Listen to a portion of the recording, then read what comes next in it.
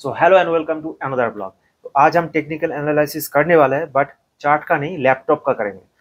तो क्या है ना, मैं अपना लैपटॉप में एसएसडी अपग्रेड करने वाला था, तो सोचा क्यों ना जो मेरा नॉलेज है मैं आपके साथ शेयर करूं, क्योंकि ज्ञान का लेन देन होते रहना चाहिए। तो मेरे लैपटॉप में जो प्रॉब्लम है, इसका जो हार्ड डिस्क है वो बिगड़ गया है। विंडोज़ मेरा बूट नहीं हो रहा है। मैं बहुत कोशिश किया और समझ में आ गया कि मेरा हार्ड डिस्क में प्रॉब्लम है। तो इसमें एचडीडी है, एसएसडी नहीं है। तो मैं सोचा क्यों ना एक एसएसडी को लगा दिया जाए। तो उसके रिगार्डिंग ही मैं यहाँ पे बात करने वाला हूँ। और बाकी इसको कैसे खोलना है, ओपन करना है, ये सब मैं ज़्यादा डिस्कस नहीं करूँगा, क्योंकि आप अगर खुद ये काम करना चाहते हैं तो स्क्रू ही तो रिमूव करना है, तो आपको पता ही। तो ये सब मैं पहले से ही खोल के रखा हूँ, ताकि वीडियो में जो मेन टॉपिक है मैं उसको कवर कर सकूँ।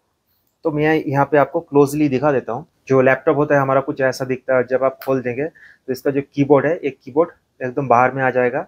और हाँ, कीबोर्ड के नीचे कुछ वायरिंग है, उसको आपको खोल के रखना है। और इसके अंदर ऐसा आपको मदरबोर्ड देखने के लिए मिलेगा। मेन जो इक्विपमेंट है एक्चुअली वो नीचे है, मतलब ये जो पोर्शन है ये आप मदरबोर्ड के पीछे के साइड का देख रहे हैं। मेन कंपोनेंट उसके नीचे है। और यहाँ पे है हमारा हार्ड डिस्क। तो हार्ड डिस्क भी मैं खोल के ही रखा हूँ। हार्ड डिस्क को खोलने का तरीका ये है कि इसको आपको थोड़ा पीछे धक्का मारना है और ये आ जाएगा बाहर। तो बेसिकली ये हार्ड डिस्क को एक केस के अंदर रखा गया है। ये हार्ड डिस्क, और इसके ऊपर जो आप ये एल्युमिनियम का कवरिंग देख पा रहे हैं एक्चुअली केस है। तो ये है लैपटॉप का हार्ड डिस्क। 2.5 इंच साटा हार्ड डिस्क इसको कहते हैं। लैपटॉप में इसी साइज का एचडीडी यूज होता है, और अगर डेस्कटॉप का है तो वो थोड़ा बड़ा होता है साइज में। तो ये है 2.5 इंच का एचडीडी हार्ड डिस्क ड्राइव। अगर आपको एसएसडी लगाना है तो आपके पास दो ऑप्शन है। एक तो बिल्कुल ऐसे ही साइज का आपको एसएसडी मिल जाता है, हार्ड डिस्क के जैसे ही उसका साइज है, हार्ड डिस्क के जैसे उसका मेजरमेंट है, बस ये एचडीडी है वो एसएसडी है, और वो सेम इसी स्लॉट में लग जाता है।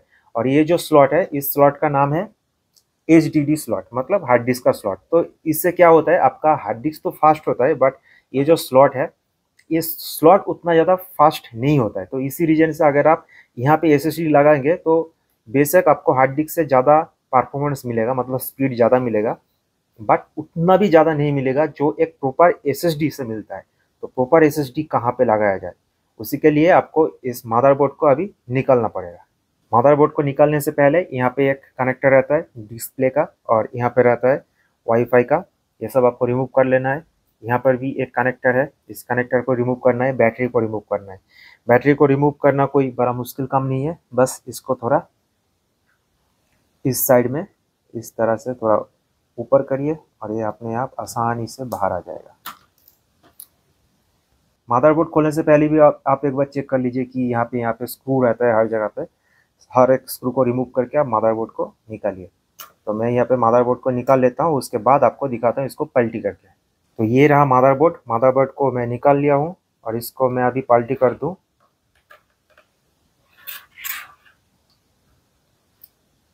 यस, तो ये है मदरबोर्ड का एक्चुअल, मतलब फ्रंट साइड।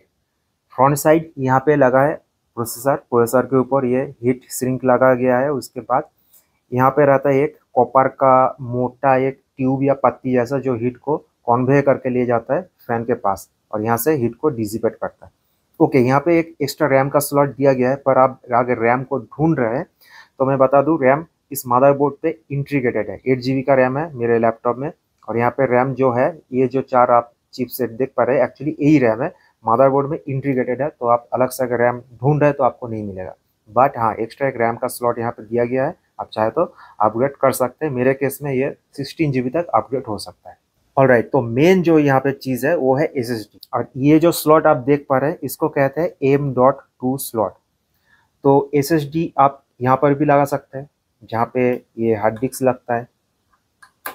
एसएसडी आप यहाँ पर भी लगा सकते हैं, जहाँ पे एसएसडी का स्लॉट दिया गया है। तो जैसे कि मैं बताया, यहाँ पे एसएसडी लगाएंगे तो आपको स्पीड उतना अच्छा नहीं मिलेगा जितना अच्छा यहाँ पे मिलेगा। तो ये जो स्लॉट है इसका नाम है M.2 स्लॉट। अब इस स्लॉट में दो तरह का एसएसडी आता है। एक हो गया साटा एसएसडी, दूसरा होता है NVMe एसएसडी। साटा एसएसडी का स्पीड थोड़ा कम होता है, NVMe का बहुत फास्ट होता है। तो अगर मैं बात करूं तो सबसे कम होता है एचडीडी का, मतलब इसका, इससे थोड़ा फास्ट होगा। ऐसा ही एसएसडी का जो इस स्लॉट पे लगेगा वो थोड़ा फास्ट होगा, उससे थोड़ा फास्ट है। यहाँ पे M.2 स्लॉट में जो एसएसडी लगता है, साटा एसएसडी, जो इसमें लगने वाला है, और चौथा जो आज के डेट में सबसे ज़्यादा फास्ट वो है NVMe का SSD। तो जैसे कि मैं बताया ये है M.2 स्लॉट, इसमें दो तरह का SSD जाता है, SATA SSD और NVMe SSD।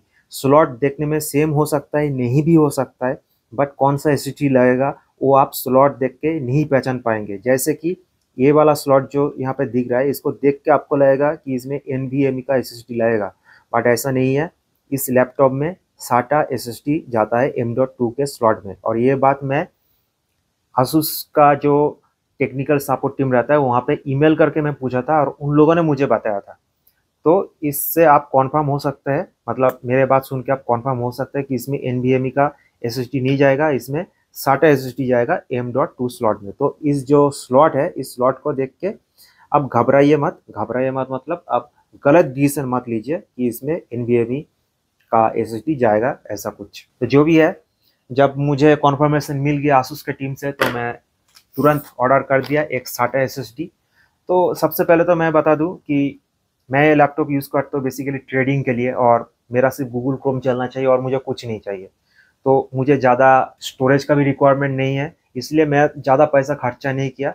एक सिंपल से SSD में ऑर्डर किया और वो है ये, एकदम बहुत ही छोटा, इवन मैं खुद देख के चौंक गया था, भाई ये क्या भेज दिया। जो भी है ये SSD है, ये रहा EVM का M.2 SATA 128 GB का SSD। अमेजोन से परचेस किया हूँ, 1000 रुपये प्राइस का। तो इसको अभी मैं यहाँ पे लगाने वाला हूँ और चला के दिखाऊंगा अभी कैसे इसका सेटअप करना है। तो सबसे पहले मैं इसको ओपन कर लेता हूँ। By the way M.2 slot के लिए जो SSD होता है उसका भी साइज का बहुत डिफरेंस रहता है। कोई 4 सेंटीमीटर का रहता है, 6 सेंटीमीटर, ये स्टैंडर्ड साइज है 8 सेंटीमीटर का, मेरा उंगली के बराबर। तो वो भी आप एक बार चेक कर लीजिए कि कितना सेंटीमीटर साइज का SSD यहाँ पे लगता है। तो बस यही है, थोड़ा विजुअल इंस्पेक्शन में करवा देता हूँ। SATA SSD में ऐसा आपको दो स्लॉट देखने के लिए मिलेगा, यहाँ पे एक स्लॉट, यहाँ पे एक स्लॉट। अगर NVMe SSD होगा तो यहाँ पे जो स्लॉट देख पा रहे हैं यहाँ पे कोई स्लॉट नहीं रहेगा, सिर्फ इसी साइड पे स्लॉट रहता है।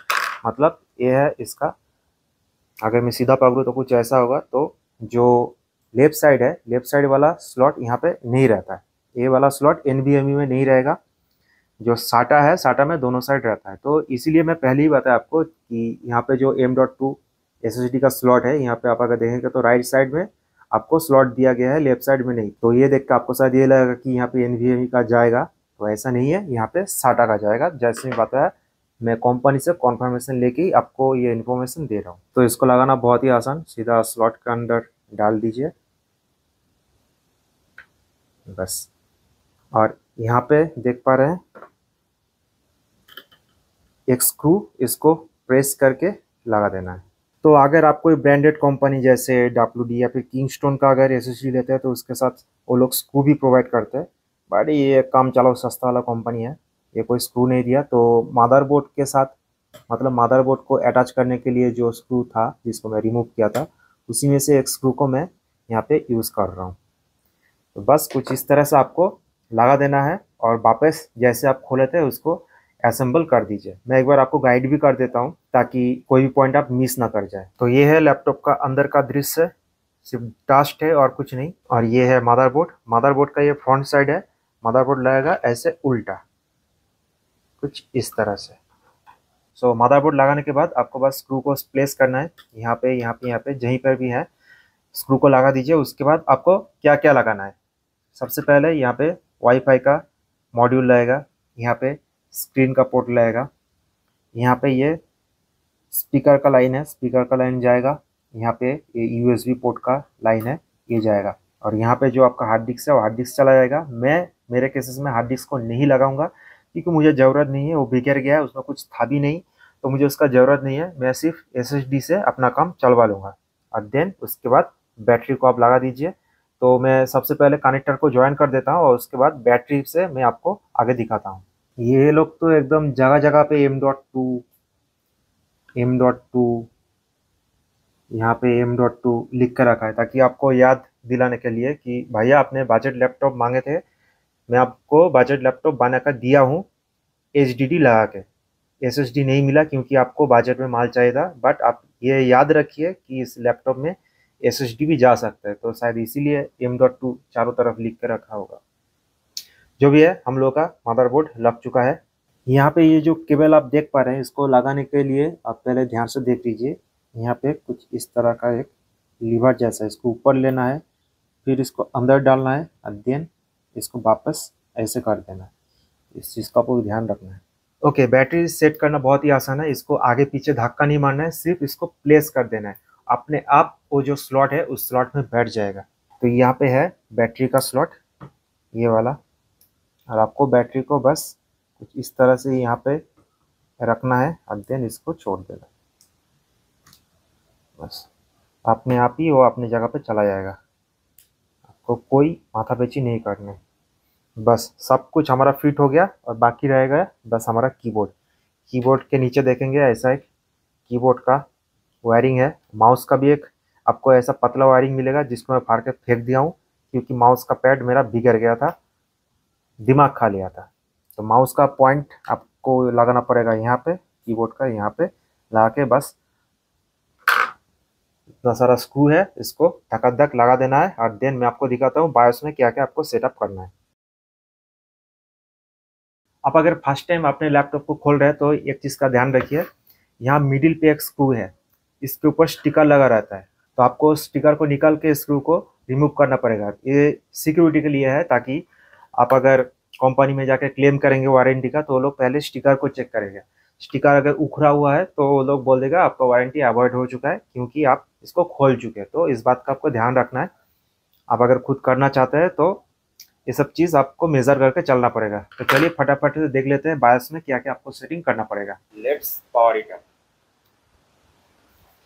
तो मेरे केस में मैं नया विंडोज इंस्टॉल करने वाला हूँ। इसमें एक चीज़ आप ध्यान रखिए, आप जब इंटरनेट में रिसर्च करेंगे तो आपको क्लोन बोल के एक ऑप्शन का नाम आएगा। तो उससे क्या होगा, जो आपका पुराना वाला हार्ड डिस्क है, इसमें जो विंडोज इंस्टॉल किया हुआ है इसको एज इट इज कॉपी करके एक क्लोन बना देगा आपका जो नया एसएसडी अपडेट किए है वहाँ पे। बट ऐसा मत करिए, ज़्यादा फायदा नहीं होता है, उल्टा नुकसान होने का चांस ज़्यादा है। नुकसान मतलब कंपेटेबल नहीं होता है, कभी कभी लैग हो जाता है। तो कोशिश करिए एक फ्रेश विंडोज़ को इंस्टॉल करने के लिए। तो आपका अगर दोस्त का लैपटॉप है, किसी का भी लैपटॉप है, उसका मदद ले सकते हैं। एक 16 GB का पेन ड्राइव चाहिए, और माइक्रोसॉफ्ट का जो ऑफिशियल वेबसाइट है वहाँ पे विंडोज़ मीडिया क्रिएशन टूल्स बोल के एक सॉफ्टवेयर मिल जाता है। वहाँ से आप बहुत इजीली एक नया फ्रेश बूटेबल विंडोज़ आप पेन ड्राइव में लोड करके फिर यहाँ पे इंस्टॉल कर सकते हैं। तो सबसे पहले स्टोरेज को देख लेते हैं। मैं जो एसएसडी इंस्टॉल किया हूँ यहाँ पे शो कर रहा है, हार्ड डिस्क लिखा है 128 GB। EVM जो ये मॉडल नंबर है, कंपनी का नाम नहीं है, और मतलब आ चुका है। मदरबोर्ड इसको डिटेक्ट कर चुका है, और बाद बाकी कोई यहाँ पे अदर हार्ड डिस्क शो नहीं कर रहा है, क्योंकि मैं इसको ओपन करके रखा हूँ, इसको मुझे जरूरत नहीं है। तो मैं इस पेन ड्राइव को अभी लगा दूंगा मेरे लैपटॉप पे। पेन ड्राइव मेरा लग चुका है, और अभी बस दो चीज़ मुझे चेक करना पड़ेगा। यहाँ पे एडवांस ऑप्शन में ये दोनों ऑप्शन इनेबल होना चाहिए। साटा कॉन्फ़िगरेशन में मैं भी एक बार चेक कर लूँ कॉन्फर्मेशन के लिए। यहाँ पे मेरा जो नया एसएसडी है वो शो कर रहा है, तो दैट्स इट। बूट ऑप्शन में फास्ट बूट इनेबल होना चाहिए, और कुछ नहीं करना है। अगर आपका इनेबल नहीं है तो आप इनेबल कर लीजिए। बस हम यहाँ से अभी एग्जिट कर जाएंगे।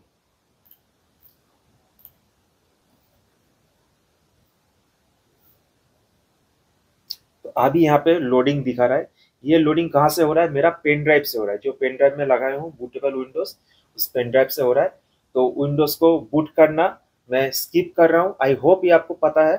तो मैं फटाफट से इसको पहले इंस्टॉल कर लूंगा, और एकदम लास्ट में आपको दिखाऊंगा कि मुझे कितने इम्प्रूवमेंट हुआ है, बूट अप में कितना टाइम ले रहा है, तो लास्ट में मैं आपके साथ शेयर करूँगा। ओके, सो यहाँ पे जब आप विंडोज को इंस्टॉल करने जाएंगे तो यहाँ पे दिखा रहा होगा कि ड्राइव 0 अनएलोकेटेड स्पेस, मतलब ये अभी तक एलोकेट नहीं हुआ है, क्योंकि नया इंस्टॉल हुआ है हमारा एसएसडी। तो आप नीचे जो फॉर्मेट ऑप्शन है ये भी एनेबल नहीं है, मतलब आप इसको फॉर्मेट भी नहीं कर सकते। तो आपको क्या करना पड़ेगा, सबसे पहले पार्टीशन करना पड़ेगा। तो उसके लिए आपको जाना पड़ेगा न्यू ऑप्शन पे। न्यू पे क्लिक करूंगा। न्यू पे क्लिक करने के बाद अगर आप चाहते हैं कि अब जो पूरा एसएसडी है, मतलब 128 GB का एसएसडी है, आप इसको पूरा का पूरा एक ही पार्टीशन में रखना चाहते हैं, इसको और टुकड़े में बांटना नहीं चाहते, तो जितना नंबर यहाँ पे शो कर रहा है एज इट इज इसको अप्लाई कर दीजिए। और अगर आपको पार्टीशन करना है जितना भी आपका मर्जी, तो वो साइज आप यहाँ पे लिख के फिर अप्लाई करिए। तो मैं यहाँ पे जो पूरा 128 GB है उसको एक ही साथ एक ही पार्टीशन में यूज़ करने वाला हूँ। तो यहाँ पे जो वैल्यू दिखा रहा है डिफ़ॉल्ट वैल्यू, उसी को मैं अप्लाई कर दूंगा, तो मेरा जो नया पार्टीशन है वो क्रिएट हो जाएगा। तो अभी अब देख पा रहे हैं दो यहाँ पे सिस्टम ड्राइव क्रिएट हो चुका है, और नीचे जो ड्राइव 0 पार्टीशन 3 दिखा रहा है, ये है एक्चुअल साइज जो मुझे मिलेगा काम करने के लिए 119.1 GB। तो ये है मेरे लिए मेरे काम के लायक। तो इसको मैं सबसे पहले करूँगा फॉर्मेट एंड ओके। फॉर्मेट होने के बाद पार्टीशन मेरा सिलेक्टेड है और इसी पे मेरा विंडोज इंस्टॉल होगा। Then next.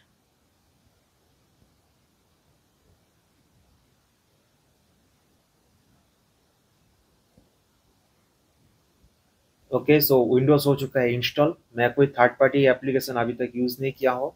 और एक बार सी ड्राइव को देख लेते हैं। यहाँ पे सी ड्राइव दिखा रहा है 95 GB अप्रॉक्स फ्री है, और टोटल 118 GB यूजेबल है। तो कोई थर्ड पार्टी एप्लीकेशन में इंस्टॉल नहीं किया हूँ। और लास्ट एक बार देख लेते हैं मुझे बूटिंग स्पीड कितना मिल रहा है। मैं यहाँ पे इसको शट डाउन कर देता हूँ। पहले मुझे बूटिंग स्पीड मिलता था 1 मिनट या फिर उससे भी ज़्यादा। वो भी बूट हो जाने के बाद, मतलब जब ऑन स्क्रीन आ जाता था बहुत ज़्यादा स्लो करता था, लैग होता था, हैंग होता था, बहुत प्रॉब्लम था। तो अभी देख लेते हैं कितना इम्प्रूवमेंट मुझे मिला है। तो लैपटॉप का फैन अभी भी घूम रहा है, मतलब कंप्लीट शट डाउन नहीं हुआ है। शुरू करते हैं 1 2 3।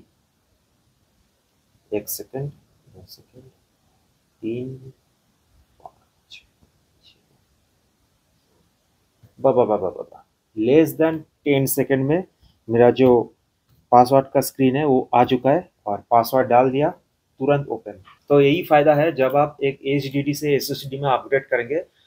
बहुत बहुत ही ज़्यादा फास्ट हो जाता है आपका लैपटॉप। एक एसएसडी से एक एसएसडी बहुत ही ज़्यादा फास्ट होता है, और इतना आपको डिफरेंस देखने के लिए नहीं मिलेगा जब आप एक साटा एसएसडी से एनवीएमई एसएसडी में अपडेट करेंगे। बूटिंग में कोई आपको डिफरेंस नहीं पता चलेगा। आप अगर हाई एंड कोई सॉफ्टवेयर को रन कर रहे हैं तब जाकर आपको कुछ फर्क पड़ सकता है, बाद बाकी बूटिंग में उतना इफेक्ट नहीं पड़ता। तो आप मेरे जैसा अगर पर्सन है जो नॉर्मल यूजर्स के लिए अपना लैपटॉप यूज़ करते हैं, जैसे मैं ट्रेडिंग करता हूँ, सिर्फ चार्ट देखता हूँ और कुछ नहीं, तो इसके लिए आपको एसएसडी, मतलब नॉर्मल जो साटा एसएसडी है वो काफ़ी है। और दूसरी बात जो मैं बताया, ये जो पुराना वाला एचडीडी है इसका भी सेम साइज सेम मेजरमेंट का एसएसडी आता है, बट वो M.2 स्लॉट का जो एसएसडी है उससे थोड़ा स्लो होता है। तो ये आपका मर्जी है, आप कितना स्पीड चाहते हैं और क्या यूज़ करना चाहते हैं। इतना ही। तो वीडियो कैसा लगा आप कमेंट में ज़रूर बताएं। कुछ क्वेश्चन है तो कमेंट में आप लिख सकते हैं, मैं आपको ज़रूर आंसर करने का कोशिश करूँगा। तो मिलता है नेक्स्ट वीडियो में। Till then stay tuned.